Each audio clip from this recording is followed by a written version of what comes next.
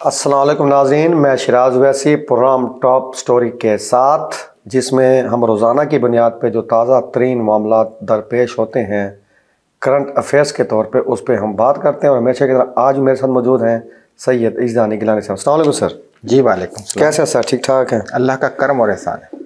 Sir, जहनी मरीज़, सियासत ख़त्म हो गई, तुम समझते क्या हो खुद को? सलामती के लिए ख़तरा। डीजी साहब ने तो कल गुस्से का ठीक ठाक इजहार किया है।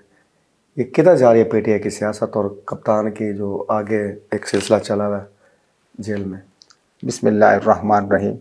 देखें कि एक तो अदम बर्दाश्त जो है ना, ये भी हमारे लिए एक मसला है।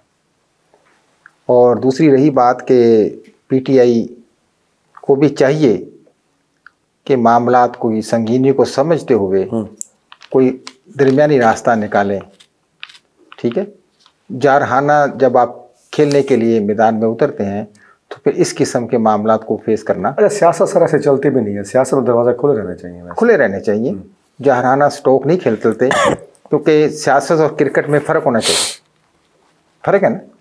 इसी तरीके से अब वो चाहते हैं कि सियासत को जारहाना अंदाज में पीटीआई जो की क़यादत चाहती है कि खेला जाए, की जाए, तो अदम बर्दाश्त के बाद फिर ये मामलात ऐसे ही आते हैं। अब ज़ाहिर बात है कि जब मुल्क की सालमियत के लिए कोई आप ऐसी किस्म की बात करेंगे, कोई मामला दाव पे लगेंगे मुल्क की वक़ार के लिए, ठीक है ना, और फिर अफवाज पाकिस्तान के बारे में कोई अगर कोई आप बात करें इस किस्म की, तो फिर नाकाबिले बर्दाश्त हो जाता है। तो इसलिए कोशिश की जाए दोनों तरफ से कि एक दूसरे की रिस्पेक्ट भी बरकरार रहे, मुल्क भी चले, सियासत भी पनपे, जमहूरियत भी चलती रहे, डिरील ना हो, और दीगर मामलात भी साथ साथ चलते रहें। जहाँ तक जहनी मरीज़ और दीगर मामलात हैं, वो इसलिए बने जा रहे हैं या इसलिए तवालत पकड़ता जा रहा मामला कि वो भी किसी मामले पर आकर कंप्रोमाइज़ के लिए तैयार नहीं। और ज़ाहिर बात है कुछ लोग की पॉलिसी तो करनी पड़ेगी। माजी में दोनों इंतहा में पहुँचे हुए सर। देखें दोनों ही हैं। मियां नवाज शरीफ साहब ने जब भी उनके ऊपर मसला बना तो कुछ दो लोग की पॉलिसी ही कामयाब हुई ना। जरदारी साहब ने कहा कि सियासत सब सारी ज़िंदगी हमने करनी है, तुम तो 3 साल के लिए आते हो फिर भाग जाओगे। याद है ना वो बयान उनका। फिर वो दुबई चले गए और रास्ता निकाला उन्होंने। फिर वो दुबई भाग गए। फिर दुबई बैठ के फिर उन्होंने रास्ता निकाला। तो ये ज़ाहिर बात है रास्ता निकालना पड़ेगा, और रास्ता निकालने के लिए एक दूसरे की रिस्पेक्ट को, दूसरे की अनाबाजी को छोड़कर अपनी, तो फिर बंदा आता है कि ठीक है जी। लेकिन अगर मैं अनाई अपनी बरकरार रखूं और मामला फिर बेहतरी की तरफ नहीं आएंगे, उसका मुयादा ये है जो पीपल्स पार्टी की वर्कर्स है, पीपल्स पार्टी की जो लोकल सियासत है वो बर्बाद हो गई। ठीक है ना। तो अगर उसको बचाना है तो कुछ ना कुछ मामलात को आपने संजीदगी से देखना है कि कहाँ कोताहियाँ हुई, कहाँ मामलात ख़राब हुए और क्यों हुए और किसने किए। बिल्कुल ऐसे लोगों को अपनी पार्टी से निकाल बाहर किया जाए तो कुछ ना कुछ बेहतरी आ सकती है। यानी आप ये चाहते हैं कि दोनों तरफ से जो फरीक हैं उनको आना चाहिए ना, दोनों तरफ से। बहुत अगर वो भी इतनी बड़ी पार्टी वोट लेके आई हुई है, अवाम का एतमाद उससे हासिल है और ये हमारे सिक्योरिटी के जिम्मेदार है, तो दोनों को इंतहा पे नहीं जाना चाहिए। दोनों एक दूसरे की रिस्पेक्ट भी रखें और जो एस्टेब्लिशमेंट की अपनी जो मामलात हैं और उनकी जो ऑनर है उसमें भी तौकीर में फ़र्क ना आए और सियासत भी चलती रहे। ठीक हो गया सर। अच्छा सर, 1970 में तामीर हुई थी मुल्तान की मशहूर ज़माना शाहीन मार्केट। यकदम हुकूमत ने नीलामी का ऐलान किया और CEO हैं हमारी मुल्तान की कॉरपोरेशन के, तो उनकी तो जैसे लॉटरी निकल आई है। मुख्तलिफ अखबार की खबर के मुताबिक उन्होंने लाख रुपए की दिहाड़ी लगाना शुरू कर दी। 1 माह रह गया मसूफ की जस्ट रिटायरमेंट में, और बहुत बड़ी गेम सुनने को आ रही है। आप क्या कहेंगे इसके बारे में? वाकई इसमें हकीकत है या नहीं? देखें वैसे साहब कि ये जो कॉरपोरेशन ने अरसा दराज के बाद मामलात को उठाया कि उनकी रीशेड्यूलिंग की जाए दुकानों के किरायों के मामले में, ठीक है ना। वो दुकानें नीलाम नहीं हो रही, उनके किराए के मामलात पे, ठीक है ना, कि ज़ाहिर बात अरसा दराज से ये किराए नॉर्मल से चल रहे थे 10,000, 6,000, 5,000, 8,000। तो उसके लिए उन्होंने कॉल डिपॉजिट लोगों ने जमा कराए। लेकिन कॉल डिपॉजिट जमा होने के बावजूद भी पसंद नापसंद को तकवीयत दी जा रही है। अच्छा, मामला यहाँ ख़राब हो। इसका मेरिट नहीं है? कोई मेरिट नहीं। ठीक है, यानी कि जो सीईओ साहब के बारे में बात की जाए, इकबाल साहब इंतहाई करप्ट आदमी है। शक्ल से ना इनकी देखिएगा कि गोरा चिट्टा रंग है, ये अंदर से पूरे दिनों के हैं। और पूरे मामलात इन्होंने मुल्तान में जब तक ये हैं, देखिए कितने प्लाजे बन गए बगैर नक्शे के। इकबाल साहब को 1000 बार बताया गया, वो टच से मस नहीं हुए। लोगों ने तामीर कर ली। डेरे अड्डे पे जनाब खान टायर वालों की दुकान के बारे में इनको बताया गया, वो दुकान बनकर तामीर होकर मुंह चढ़ा रही है, वो कुछ टच से मस नहीं हुए। इनका अमला फरीद साहब, दीगर कुछ लोग ऐसे हैं जो बाकायदा मिले हुए हैं।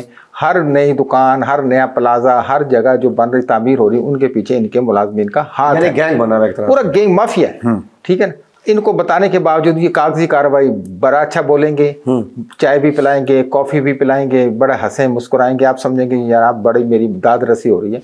दाद रसी नहीं, ये पूरे के पूरे जनाब आला फंसा रहे होते हैं, फनकार आदमी है। ठीक है ना, पूरे रसा घी टाइप के आदमी अफसर हैं। ठीक है ना, इनकी चापलूसी इंतहा को है। तो इसलिए इन्होंने, इसमें भी वही लोगों ने जो इनके बाजू हैं, कारपोरेशन के माफिया है, उन्होंने मुकम्मल तौर पर वहाँ लोगों को हाईजैक किया, ब्लैकमेल किया। ठीक है ना, और लोगों को बेचारों को, जिनकी दुकानें थी, जिनके वो मामला थे, उनसे दिहाड़ियाँ लगाई और अच्छी खासी दिहाड़ियाँ लगाई। ठीक है ना, और मैं 1-2 बार तो मुझे जाने का मौका मिला कि देखें तो सही हो क्या रहा है। गाली गलौज, गरीब का चूल्हा जलने दो, ऐसा नहीं होगा, ये वो सब कुछ होने के बावजूद ये मासूम डटे हुए हैं अपने बहस है, यानी कि बहस क्या, बैठे हुए हैं। ठीक है ना, जो मैं कहूँगा वही होगा। भी एक आदमी 20 आदमी एक जगह की कॉल डिपॉजिट लेके आया है, तो उसको आपने 6 आदमियों को पूल करा दिया और वो पूल लेके निकल गए, और बाकी जो खड़े हैं बस ठीक है जी, नहीं वो चले जाए, भाग अच्छा, यहाँ तक मामला पहुंचा है? यहाँ तक मामला है। और आज 4 तारीख की और आज 6 तारीख की जो बोलियां वो भी कैंसिल हो गई, क्योंकि 1 मैन लोग जाते रहे, डंडा बरदार वहाँ खड़े रहे, किसी को चढ़ने नहीं दिया गया। और इस किस्म के मामला जब आप करेंगे तो फिर बताएं क्या होगा। तो सर इंतजामिया की तरह मुल्तान, इंतजामिया जी, हमने पुलिस को कॉल की नहीं है, जो 2-4 पुलिस आई भी है तो वो ज़ाहिर बात खामोश तमाशे, इतना आवाम का जमे गफीर। कैसे कंट्रोल? और देखिए वहाँ आप बोली करवा रहे हैं एक बरांडे में बैठकर, जहाँ पर आप जब पता है कि आपको यहाँ पर मिसाल है 2000 बंदों ने आना है, ठीक है, तो आप उसका कोई इंतखाब अच्छा कर लें, जहाँ आराम से लोगों को लिए कुछ चेयर बिठाए, कोई पानी का बंदोबस्त किया जाए। कोई चाय नहीं पिला सकते, कुछ नहीं, जिन्होंने लाखों रुपए आपको देने हैं उनके बैठने का बंदोबस्त नहीं है, कुछ नहीं है। ठीक है, आप कुर्सियां डाल के बैठे हुए हैं। ठीक है ना, ऐसे ऐसे इनके मुलाजमीन हैं जिन्होंने खूब दिहाड़ियाँ लगाई, जिन्होंने काल डिपॉजिट अपनी तरफ से जमा कराए, अपने अजीज अकारब को लाए। ठीक है ना, और वो उन्होंने सिर्फ क्या है कि जी बोली तो आप मुझे ही मिलनी। उन्होंने कहा ठीक है जी, फिर हम नहीं बोलेंगे, तो फिर आप हमें 2 लाख दें, हमें 1.5 लाख दें, हमें 4 लाख दें। लोगों ने दिया मजबूर हो गए, अपने अड्डों को बचाने के लिए, अपने कारोबार को तबाही से बचाने के लिए इनके हाथ माफिया बने।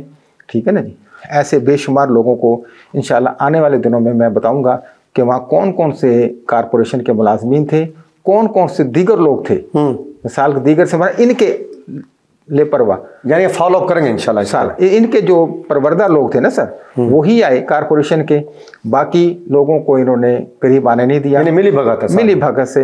अब देखते हैं कि अब 3-4 दिन की बोलियां बाकी रहेगी, सोमवार मंगल बुध, तो उसमें क्या होता है। लेकिन ये सारा कुछ फ्रंट मैन भी यही, ले मैन भी यही, सब कुछ करता धरता यही है। वो कहते हैं जिसने जो करना है कर ले। अच्छा, मुल्तान की एक बड़ी पोश आबादी गुलगश्त, यानी फूलों की बस्ती जिसे कहा जाता है, लेकिन अब यह है कि वो फूलों की बस्ती बदबू का शिकार है, घरों में पानी दाखिल है, बीमारियां फैली हुई हैं, एलर्जी फैली हुई है। इतनी बड़ी बस्ती का अगर ये हाल है जिसे फूलों की बस्ती कहा जाता था किसी वक्त में, तो आम शहरी तो फिर बेचारे कहीं किधर मुँह करेंगे। देखिए वो फूलों की बस्ती रही नहीं, फूलों की बस्ती ने उसको कमर्शलाइज कर दिया। अब बड़े बड़े जो घर थे, छोटे मोटे जो घर 5 मरले थे, उन्होंने कारोबार शुरू कर दिया, कारोबार के धंधा शुरू कर दिया, बना लिया उधर। ठीक है ना, सारी कमर्शियल हो गई। तो मुझे बताएं कि ये क्या था। ठीक है ना, अब ज़ाहिर बात है कि जहाँ पर एक आदमी की फैमिली ने रहना था, वहाँ 6 दुकानें बन गई। ठीक है, 6 दुकानों के वॉशरूम बन गए, प्रेशर पड़ गया, सीवरेज पे प्रेशर हुआ और दीगर मामलात पे है।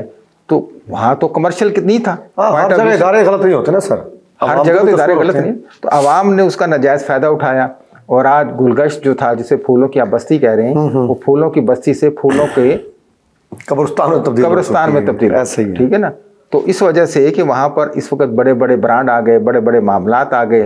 लोगों को जिसका किराया मिसाल आज 10,000, 15,000 या 20,000 घर का होना चाहिए था, वो 5 मरले का घर का जो मालिक है इस वक्त 2.5 लाख रुपए ले रहे हैं। ठीक है, और एडवांस करोड़ों में होगा। तो ठीक है ना, 6 माह का एडवांस लगा लें, 3 माह का भी एडवांस लगा लें, तो वो तो उसकी तो लॉटरी निकल आई, उसका तो मामला चल पड़े। तो मैं कह रहा हूँ गवर्नमेंट ने ऐसा होने क्यों दिया? जब आपको पता था कि ये कमर्शियल एरिया नहीं है तो उसको इतना पूरे गुलगश्त को कमर्शियल क्यों किया? उसकी वजह से कि ट्रैफिक जाम, सीवरेज लाइन बैठ गई, दीगर मामलात, वोल्टेज का प्रॉब्लम, यानी हर तरह के मामला दरपेश हो गए। जाहिर बात एक दुकान में 10 AC लगे हुए, तो जो उसकी जो वायरिंग हुई है, जो उसमें पोल लगे हुए, खंबे लगे हुए, वो तो कमर्शियल नहीं थे। हाँ, स्ट्रक्चर पुराना है, स्ट्रक्चर तो पुराना खड़ा है, डोमेस्टिक स्ट्रक्चर है, हिसाब से कमर्शियल इस्तेमाल कर रहे हैं। तो हो रहे हैं, एक घर में एक AC लगना था, 2 लगने थे, एक दुकान के अंदर 10 AC लगे हुए, 50 लाइटें जल रही हैं। ठीक है ना, तो ये सारे मामला को भाजन देखा जाए तो हुकूमत पहले वो शहर बस्तियों को ना शहर बनाती है और फिर उसका जो रोना रोती है। ठीक हो तो पहले ये इसको कंट्रोल कर लेते तो ये मसला ना बनता, लेकिन अब बन गया है तो खुदा के लिए फिर उनका पुरसाने हाल करें, वहां पर जाएं, बड़े लंबे प्लानिंग की जरूरत है। ठीक है ना, वो सीवरेज लाइन को देखें, उनके जो घरों में पानी चला गया, जो दीगर जो बच गए अभी लोग रिहाइश पजीर हैं, एक दुकान, उनके जिंदगी का ख्याल कर लें, उनका फिर अब ख्याल कर लें। चलो बाकी जो जिन्होंने करना था वो तो कर लिया, तो जो बेचारे को घरों में पानी जा रहा है, जिनके नमाज नहीं पढ़ने जा सकते, जिनके घरों के अंदर और मामलात हैं सीवरेज के, तो लिहाजा वासा को चाहिए उसको देख लें। खुदारा उनका कोई पुरसाने हाल तो नहीं, उनका कसूर तो नहीं है, बेचारे वो तो रह रहे हैं, तो उनको देखना चाहिए। ठीक हो गया।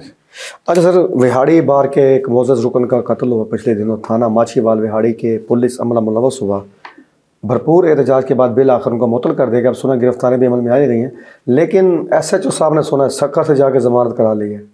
सर देखिए, वो उसका राइट है, और वो ऐसे शातिर दिमाग लोग होते हैं ना, उन्हें पता तो है कि अब हम गिरफ्त में आने वाले हैं।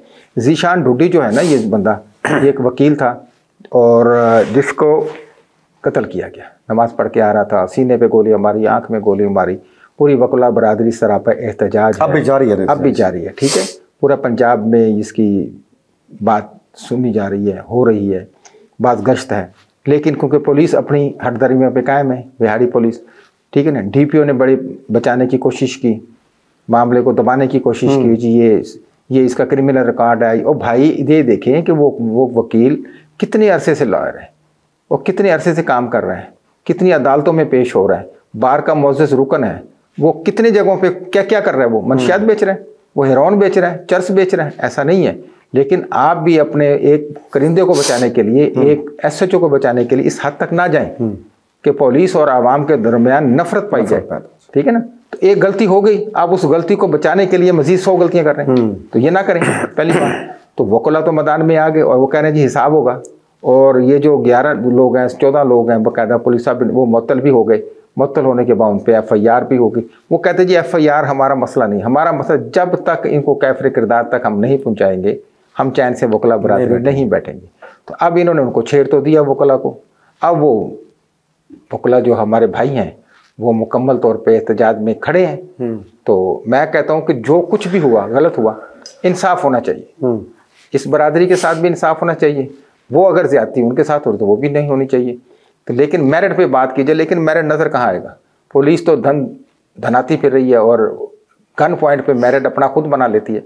ठीक है ना, तो देखते हैं वकला अपना जो इंसाफ ले पाते हैं या नहीं पाते, अल्लाह करे ऐसा ही हो। ऐसा ही हो। अच्छा सर, लकड़ी 1100-1200 रुपये मन, और वो भी गीली, और गन्ना जिसके लिए जनाब हमारा किसान मेहनत करता है, पसीने बहाता है, 380 से 400 रुपये मन। क्या वो किसान की फसल है? इसलिए बात यह है कि अरसा दराज से शुगर माफिया जो है ना जी, वो मनमानियाँ कर रहे हैं, क्योंकि शुगर जो माफिया है मेरे भाई, वो ना आप हैं ना मैं हूँ, वो बड़े जो आप समझते हैं बिल्कुल अरबाब इख्तियार हैं, चोरी चौकीदार हैं, उनकी शुगर मिले हैं। मैं तो आप कुछ नहीं कर सकते। पहली बात, आप 400 रुपया उस फसल को 9 माह तैयार होने में लगते हैं, 9-10 माह। ठीक है, 9-10 माह के प्रोसेस के बाद इसको पानी भी ज़्यादा लगता है, देखभाल भी है, दीगर मामलात भी हैं, कटाई है, फिर उसकी लोडिंग अनलोडिंग है, फिर पहुँचाना है, फिर ट्रैक्टर ट्रालियों के हादसात हैं, फिर टायर फट जाते हैं, मसाइल हैं, बड़े मामलात के बाद जाकर बेचारे को चारा नहीं मिलते हैं। तो वो आप मुझे बताएं कि 400 रुपये, जबकि चीनी 200 रुपये किलो बिक रही है, अंदाजा करें 400 रुपये मन गन्ना, और चीनी 200 रुपये, और गन्ने का गिलास बिक रहा है 40 रुपये का एक। हाँ जी, एक गन्ने का। ठीक है, और अगर उसका गुड़ बनाए तो गुड़ कई गुना बिकता है। अब बताइए वो काश्तकार कहता है हम कहाँ जाए, 400 रुपये का कुछ तुक बनता है। अच्छा, काश्तकार खुद कुछ गन्ने का कर सकता है? सर वो गुड़ बना सकता है ना, शक्कर बना सकता है, लेकिन वो आता नहीं इस बेचारे, बेलने पे आता ही नहीं। तो अगर वो अपना ये शुरू कर दे तो कई शुगर माफिया तबाह हो जाएंगे और आवाम भी गुड़ पे आ जाएगी। अब लेकिन जो बनाते हैं वो चीनी से महंगा बेच रहे हैं, मिसाल है 400 रुपये किलो गोश्त। हाँ जी, वो भी वैसे बेच रहे हैं। तो बताए फिर हर बंदा तो लूटने के चक्कर में। हालांकि गुड़ सस्ता पड़ रहा है, चीनी से सस्ता होना चाहिए कम हो ना, होगा है ही। लेकिन देखिए ना, एक मन आप 400 रुपये बेच रहे हैं, एक मन का रस निकालने के बाद उसका आप गुड़ बना लें, उसकी एवरेज निकालने कितनी निकलती है। लेकिन क्योंकि आप 400 रुपये में लगने तो नीचे आ गए, यानी जब किसान को मौका मिलता है वो भी लूटता है, बस छोड़ता कोई भी नहीं। अगर उसका वो गुड़ बना लें और गुड़ पे हम लोग आ जाएं, वो चीनी से लाख दर्जे हमें बेहतर है, ठीक है ना। बशर्ते कि किसान भी नीयत ठीक करे, अपनी नीयत ठीक कर ले, मुनासिब रेट कर ले, तो वो भी खुशहाल हो जाएगा, अवाम भी खुशहाल हो जाएगी। और जो हमारी सेहत बिगड़ रही है वो भी चीनी खा खा के, हमारा उससे भी जान छुट जाएगी। खुदारा हमें उससे भी बचाया जाए। कोई नहीं परेशान है यार, वो कहता है जी मैं इतनी मेहनत क्यों करूं, मैं भट्टी क्यों जलाऊं, मैं गुड़ क्यों बनाऊं। भी जब आप गुड़ बना के 400 रुपये बेचेंगे तो फिर गुड़ तो कोई नहीं लेगा, फिर मजबूरन हमें 180 रुपये से 200 रुपये में चीनी खानी पड़ेगी। तो आप उसका मुनासिब सा रेट रखें, और अगर ये सही तरीके से गुड़ बनाए वो तो 150 रुपये से ऊपर कास्ट नहीं आती, ठीक है ना। एक मन शीरे का ये तो बना के देखें कि बनता क्या नहीं। पिछले दिनों इंशाल्लाह मुझे अभी कुछ दिनों तक जाना है और मैंने ये इसके ऊपर एक एक्सरसाइज करनी है कि एक मन गन्ना लेके बेलने पे उसको मैंने देखना कि गुड़ बनता कितना है, और खुद बनवाएंगे, यानी खुद बनवाना गन्ना लेकर। हाँ जी, तो उसको फिर प्रैक्टिकल यानी देखना चाह रहा हूँ कि अगर इस किस्म का काम काश्तकार खुद करे या अगर हम करें तो उसमें क्या फ़ायदा हो और आवाम को कितना सस्ता गुड़ मिल सकता है। इसके एक इंशाल्लाह अगले प्रोग्राम तक हम ये करके लोगों को बताएंगे भी और करके भी देखेंगे। बहुत शुक्रिया साहब, वेलकम जी। नाज़रीन, ये थे आज के अहम इशूज़ जिन पे गुफ्तगू करना बड़ा ज़रूरी थी। अगले प्रोग्राम में नई खबरों नए मामलों के साथ आपके सामने हाज़िर खिदमत होंगे। इजाज़त दीजिए, अल्लाह हाफ़िज़।